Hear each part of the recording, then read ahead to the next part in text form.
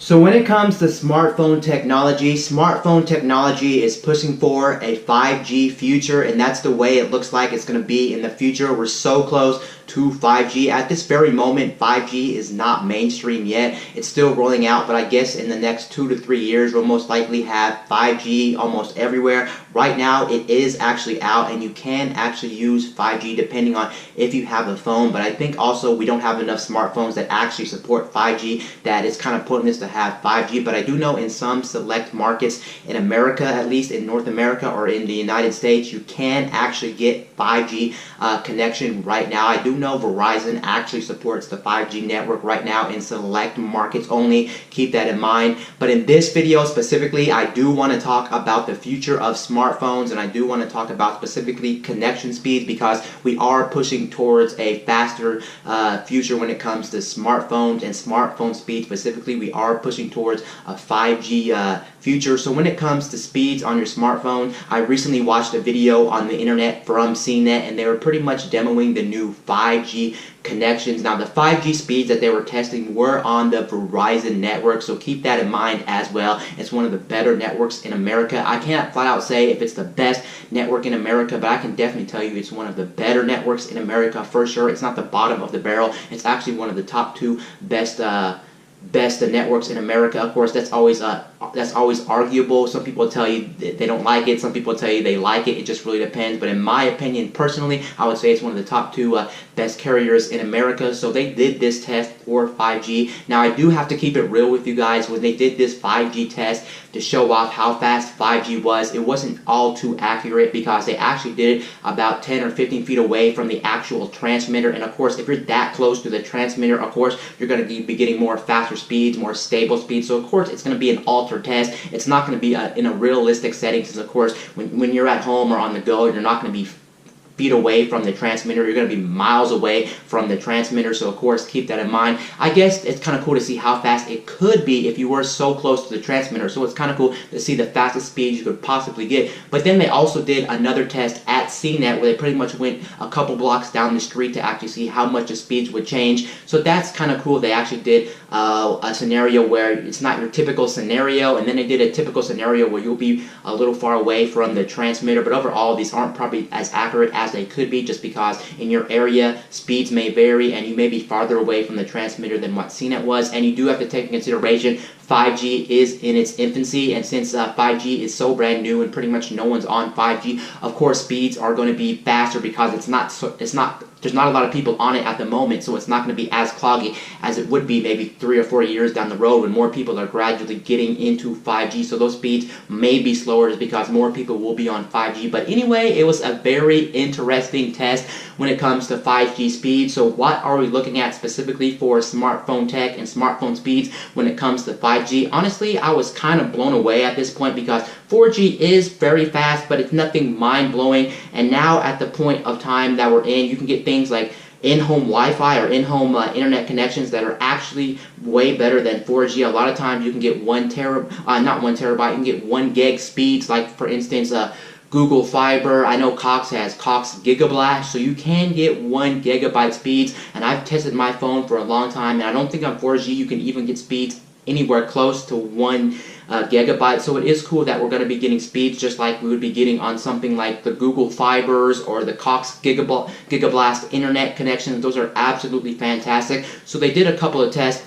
The first test was right next to the transmitter, and the download speeds for that was actually 500 megabytes down, and that's absolutely crazy. That's absolutely very fast, very, very fast. That's definitely faster than 4G connection as I know it, because 4G cannot hit anywhere close to 5G.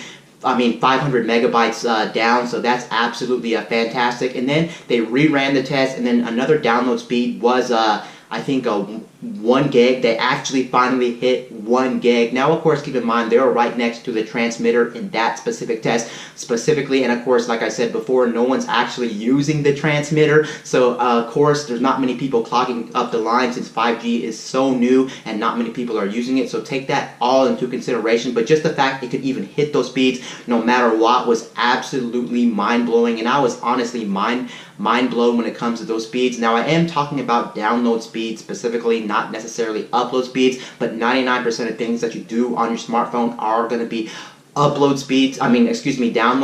Again, I meant to say download speeds. That's where you do everything on your smartphone, from browsing the internet casually, from browsing social media, to watching YouTube videos, to watching Netflix. That's where you do most things on your smartphone. So yes, that's very important. The upload speeds were pretty impressive altogether, but I really don't want to talk about those all too much. I just wanted to say that those were very fast as well, but most people won't have to worry about the upload. You're more concerned about the download speed in this instance.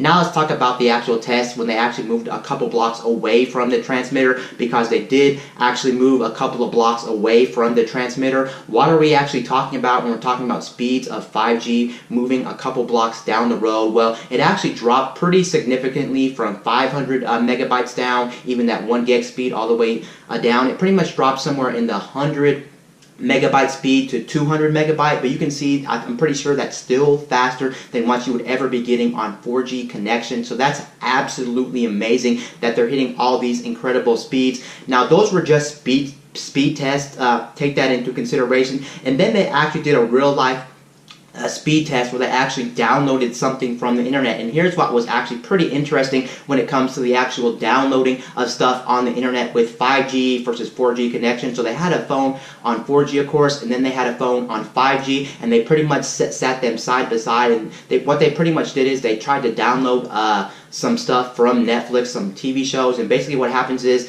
on the 5G phone versus the 4G phone, the 5G phone was able to actually download a full season of a series at 10 seconds. It only took 10 seconds for one full season of a series, and that was absolutely crazy and absolutely mind-blowing. And apparently, get this, it was a 4K. It was one of the higher resolution ones too. That's absolutely bonkers and absolutely nutty. And then on the 4G phone, at the same time, in the same 10 seconds, apparently, they were able to only download one episode of one season of one series. So you can see that's pretty much night and day. Of course, when 5G finally rolls out and you finally get to use 5G, of course, you'll have to take in a lot of things. So don't look at that test and say, well, that's pretty amazing. I want to jump on the 5G bandwagon, and I'm very excited for 5G because, as you guys know, in your area, things could be different. And by the time you get 5G, the lines could be cloggier, so who really knows? Worst case scenario. I do know one thing that absolutely sucks in my area, and it's been like this for quite some time.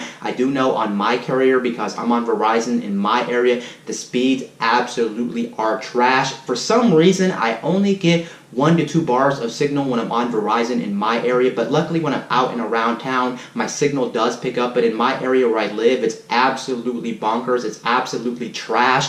I don't know why. They keep on focusing a lot on the speeds of the network. Like, well, it's great that we're getting 5G speeds over 4G speeds, but what I really want a lot of these big brand carriers in America or around the world to focus on is getting much more better transmitters and getting much more better signals across to where we can get much more stronger strengths. Because if I was on full 4G bars, that would absolutely be amazing, but I'm not on full 4 bars. I'm only getting 1 to 2 bars. Apparently, when it comes to 5G speeds specifically, someone told me before, if you're on 3 bars of 5G, that's equivalent to having full bars of 4G, and that's absolutely amazing. But yes, having these speeds are going to be flat out fantastic when they do roll around. It's just that don't get too excited about it because we're still kind of far away from this. 5G is only in select markets at this very moment, and then on top of it only being in select markets, most smartphones can't even do 5G, and most likely you may not even have a 5G capable phone, and if you do, it's going to take a while depending on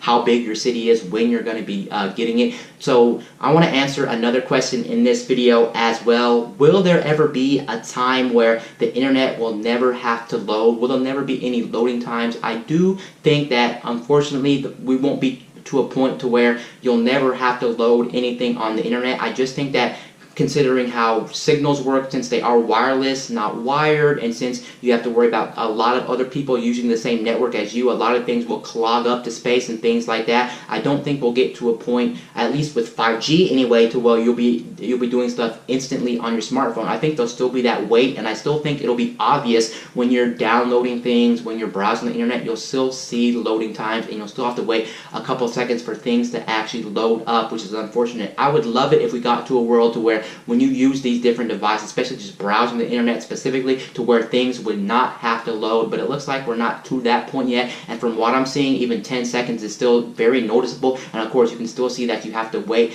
and load these things. And I'm actually curious also about the upload speeds of this. I did see the tests, and they were very fast, but I don't really know in a real scenario how fast the upload speeds would actually be. But then I guess, again, the upload speeds really don't matter all too much when it comes to wireless networks, just because a lot of times you have data caps, and most likely you're not going to be uploading a lot on these different services, specifically like YouTube and things like that, because it takes too much to upload a video, and it's a lot of data wasted on that. But just overall, I was very mind blown about the speeds of 5G versus 4G. If you want to see this test specifically for yourself, I will try. I said try because sometimes I do forget. I will try to put a link down in the description called CNET Test the 5G Network, or you can just Google it on YouTube. Just type in 5G speed test, and CNET should come up, and that's the one I specifically checked out for 5G speeds.